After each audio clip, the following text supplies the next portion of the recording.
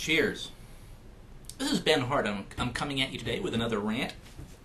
I have to confess, I'm in a pretty somber mood right now because I've just finished reading the horrifying details of what's happening to an Iranian mother who has just been sentenced by an Islamic Iranian court to be stoned to death. And what was her supposed crime? Well, apparently she's been convicted of having an illicit relationship. Now I have posted a heart-wrenching video below of her son pleading with the Iranian court for her life. He says his mom is innocent, but let's just say for the sake of argument that she's guilty of this illicit relationship. Let's just deem her guilty. Now let's go over some of the grisly details that this Islamic justice system has in store for this woman, or actually that they've already started carrying out against this woman. She's already received 99 lashes with her son and her family watching. Now I can't imagine how anybody would survive 99 lashes until I learned that they want her to survive. These Islamists don't want you to die. They intend this as torture. What they do is they bring you to the brink of death, and then they let you live so that they can torture you some more. Now when our media talks about the fact that this woman has been sentenced to be stoned to death, it sounds pretty grim, it sounds pretty brutal, it sounds pretty horrifying, but they don't really get into the details of what this means.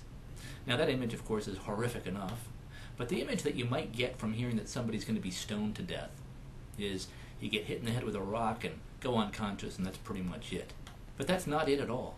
I've posted an article below that appeared in the Australian that goes into the grim details. What they're going to do is they're going to bury her up to her chest in the ground. They're then going to give the crowd stones that aren't too large because they don't want stones that can knock her out. They want stones that are small enough that they can't kill her right away. They can't knock her unconscious. They want stones that will just chip away at her flesh because their goal is torture. Eventually she'll die, but it's going to take a while because their goal is to cause unimaginable suffering. This is a regime that is straight from hell. This is a satanic regime. This regime is pure evil. The Obama White House, well, they've expressed concerns about this procedure. That seems to be about the most that Obama can say about this. Doesn't exactly sound like President Reagan's evil empire speech about the Soviet Union, does it? Obama is just concerned. But actually it's worse than that. Obama has spent his first 18 months in office trying to improve relations with Iran. But that's like trying to improve relations with Charles Manson, or John Wayne Gacy, or Jeffrey Dahmer, or Osama bin Laden. It's like trying to improve relations with Satan. You can't compromise with Satan. You can't compromise with Osama bin Laden. And of course, Iran, the Iranian regime, they're big fans of Osama bin Laden. They might well be funding, harboring, and protecting bin Laden, which is one of the reasons that a lot of experts believe that we haven't been able to catch bin Laden yet. This is a regime that funds, supports, sponsors, and encourages suicide bombers against the infidel. That is, against us, against people like us, against anybody who disagrees with them, even against Muslims who don't fully subscribe to their brand of Islamic theology. These are the same people who put out a $25 million bounty, a reward, for anybody who would kill the British writer Salman Rushdie. You remember that? Because they didn't like something that he said about Islam in one of his novels. But Obama thinks that he can improve relations with this regime if he just talks to them, if he just acts nice. But soon Iran is going to have nuclear weapons, in large part because Obama refuses to do anything to stop their nuclear bomb program. They have made building nuclear bombs their #1 priority. And they say they're almost there. Will they have a bomb in 2 years? Will they have a nuclear bomb in 3 years? I don't know. What is certain is that these madmen will have nuclear weapons soon if we do nothing to stop them. And so far, Obama has done nothing and shows no sign of wanting to do anything. Obama is just sitting there twiddling his thumbs as they march forward with their nuclear weapons program. These same people who support Osama bin Laden and who finance suicide bombers. against us, against Israel, against anybody who disagrees with them. Now, what made the Soviet Union different from these people is that the Soviets, the people in the Kremlin, didn't want to commit suicide. So mutual assured destruction as a strategy, as a doctrine, made sense when dealing with the Soviet Union. Mutual assured destruction is what kept the Cold War from becoming a hot war. The Soviets had a lot of missiles, we had a lot of missiles, so it was basically a Mexican standoff. If you launch your missiles, we'll launch our missiles, and we'll both destroy ourselves, we'll both be erased from the earth. So that worked pretty well when dealing with people who were not interested in committing suicide. But these Islamic fundamentalists, these Islamic fanatics, they don't care about that.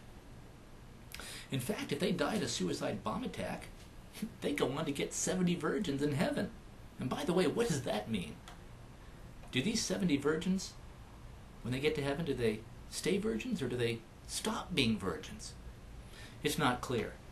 Kind of shows how nuts these people are and how twisted their religion is. Mutual assured destruction means nothing to these people. They say, bring it on. In fact, they say, if you don't bring it on, we're going to bring it on as soon as we get nuclear weapons. Ahmadinejad says that step one of his plan is to erase Israel from the map. He'll do that as soon as they get nuclear weapons. He says that he wants to kill every Jew. He says this repeatedly. He says this openly. He says this all the time. It's like his number one talking point when he gives speeches. But don't think his plans stop there. Don't think his plans stop with just killing all the Jews. Don't think his plans stop with just erasing Israel from the map. These people would love nothing more than to set off a nuclear bomb in New York City or Washington, D.C. This, after all, is the land of the great Satan. They call America, the United States, the great Satan. So it would be a huge feather in their cap if they can set off a nuclear device in one of our big cities. And Obama is doing nothing to stop these people. He thinks if he acts nice to Ahmadinejad and these bearded mullah fanatics, that he can win them over with his charm, that he can have a beer summit. He actually thinks he can sell these people. But these people are laughing at Obama. They see him as weak. They think he's a joke. Obama did nothing to support the democracy movement last year in Iran. Remember all those pro-democracy protests? Obama did not raise a finger to support them. He said barely a word of encouragement toward the pro-democracy protesters in Iran last year because he was worried about offending Ahmadinejad and those bearded mullahs in Iran. In fact, what does Obama do? He attacks Israel. He humiliates Netanyahu. When Netanyahu went to the White House a couple of months back to meet with Obama, Obama would not even have a photo taken with him and Netanyahu for fear of offending people like Ahmadinejad and these bearded mullahs. Obama made Netanyahu, the Israeli prime minister, wait for hours in the waiting room while Obama ate dinner with his family. Not exactly a good host. Obama had no big state dinner for Netanyahu as he does for other state leaders. Instead, Obama intentionally humiliated Netanyahu, and that's, by the way, how the Israeli press treated this. Anyone who read the Jewish papers, the papers in Israel while this was going on, they were just flabbergasted by the treatment of Netanyahu. The Iranian dictator Ahmadinejad and the Islamic mullahs know how weak Obama is. They can see it. And they can see that now is the time for them to develop their nuclear bombs, because they know that Obama is going to do absolutely nothing to stop them. He's not going to lift a finger. Zilch, zippo, nada. And when they get their bombs, when they get their nuclear weapons, what do you think the world is going to be like then? Well, look what the world looks like for that mother described below, who's about to be stoned to death in the most horrible, gruesome way imaginable, the most painful way imaginable. That's what they do to people who violate their twisted doctrines. You can't reason with these people any more than you can reason with Osama bin Laden. They're birds of a feather. They agree with each other. What this regime is doing to that mother is savagery. It's barbarism. It's sadism. These are not people we can talk to. These are not people we can reason with. These are not people we can sit down and have a discussion with. These are people that we have to defeat.